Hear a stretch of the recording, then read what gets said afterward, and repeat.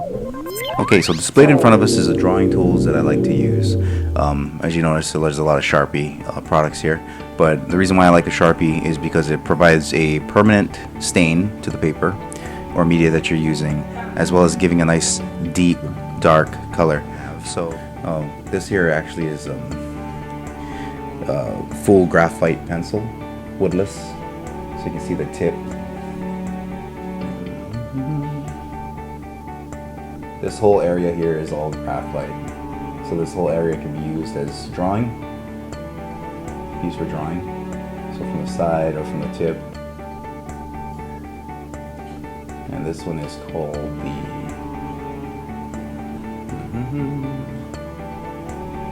Pentalic graphite pencil. It's a 2B, which means that it's softer than the typical pencils we use in school. Pencils that we use in school are actually a HB, which is a harder graphite, which means that the colors themselves actually don't come out as dark. So I like to use the 2B. It's very versatile for me when I sketch, because you can provide it provides a better, a darker color as well as a lighter color. It's kind of a good blend between a darker drawing pencil as well as a standard sketching pencil. So I like to use that. It's a perfect medium. You should also have with you on hand a sharpener, so that you can keep your pencil to the degree of sharpness that you want. Okay, you also need your eraser. So I like to use the Strathmore plastic erasers. These are very, very versatile. I like them because they have a good erasing surface. It's nice and broad. And I also use a blade, a box cutter.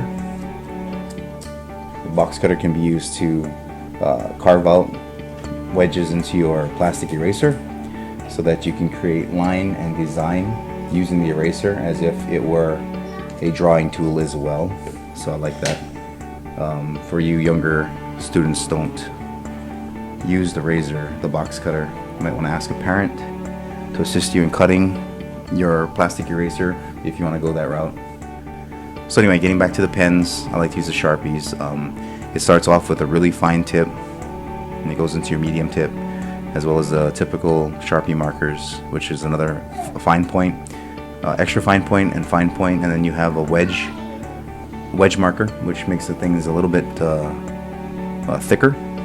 If you're doing like lettering or large scale drawings, you can use this as the edge. And I like to use this the Sharpie king size permanent marker. This one has a nice big wedge tip. See there? See that? Nice little boxy one. That's for coloring in, basically for the shadowing and the other types of real big work that you're trying to get done, and you don't have the time to waste trying to mark everything with the smaller pens, such as the typical, fine point Sharpie, which everyone pretty much uses. You see teachers using those a lot. Extra fine point, this is a really skinny tip. Actually, a couple of different versions of this one that I've seen. This one is like an angled tip, or sometimes there's actually a tip where it's felt tip sticking out, which is more like these smaller versions here. These tips themselves actually look like felt tips. Kind of make that out a little bit better. Nice tip. Now these skinnier pens, these smaller pens, are used for details. When you're doing, say, character drawings, you're going to use these smaller pens for those fine details, belt buckles, loops, earrings, some facial expression, maybe between the lips, some detail in the eyes. If it's really small, these are really good pens for those. These are going to be our basic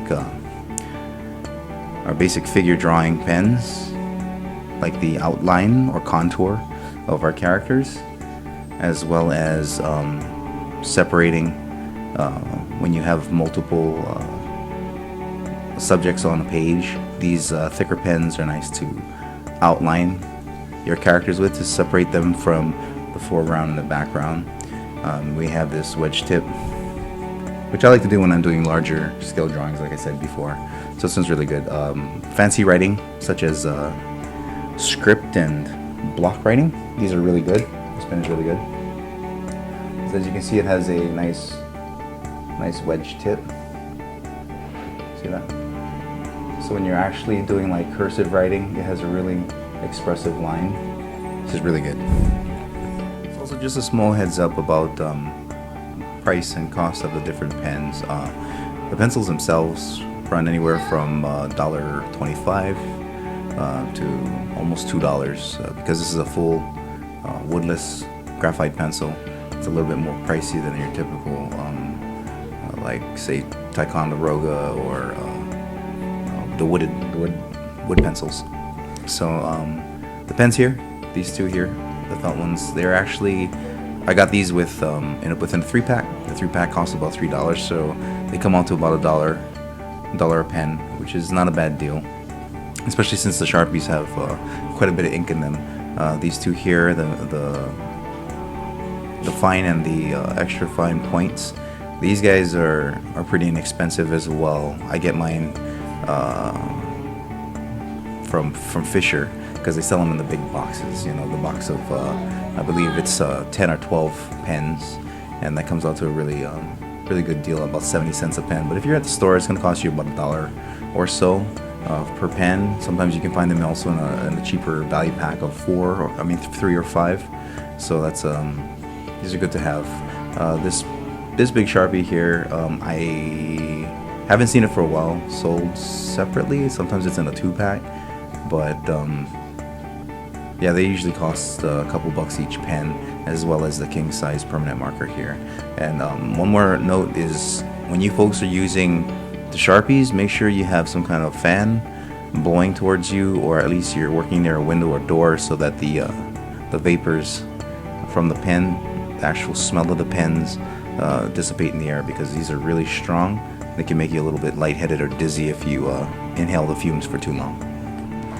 You can use typical Xerox or typing paper that you can find in these stores. They sell it in these big reams, similar to this. So this package is, let's see, this is bristleboard.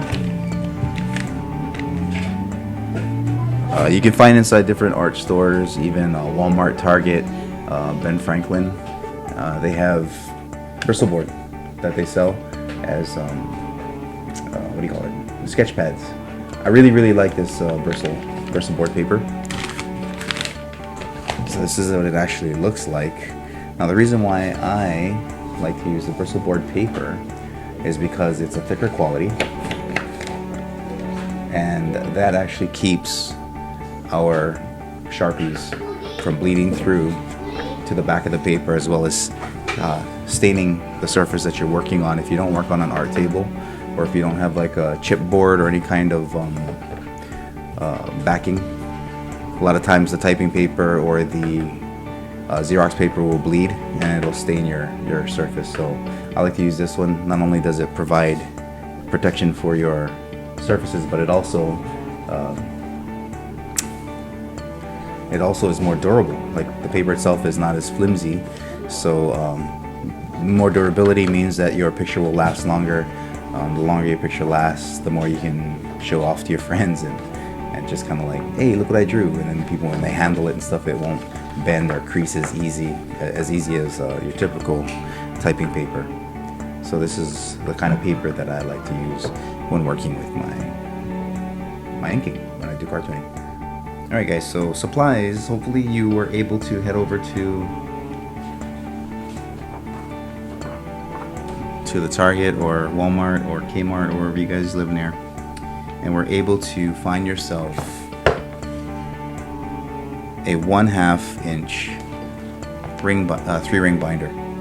Okay, I know some of you guys went to the store and you bought a 1 1/2, but the reason why I said grab a 1/2 inch ring binder is because it's smaller, and it'll be less cumbersome for you folks to carry around with all your school books. well as your other club needs. So later on, when you guys come back with your 1/2 inch binder, we can start adding in these pages to display your artwork like a portfolio, and then you can build yourselves your own, I guess, brag book or portfolio that you can show off and show other people your skills and your progression in your arts. I guess if all of you guys have your 3-ring binders by Monday, we can go ahead and start creating a cover.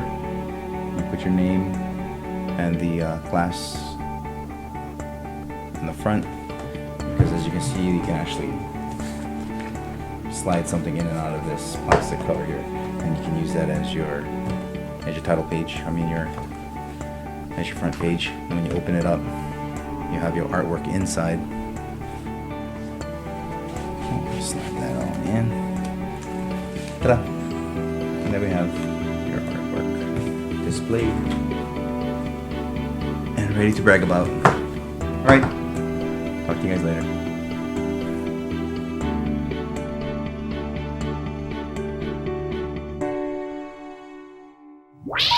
Please hang up and try again.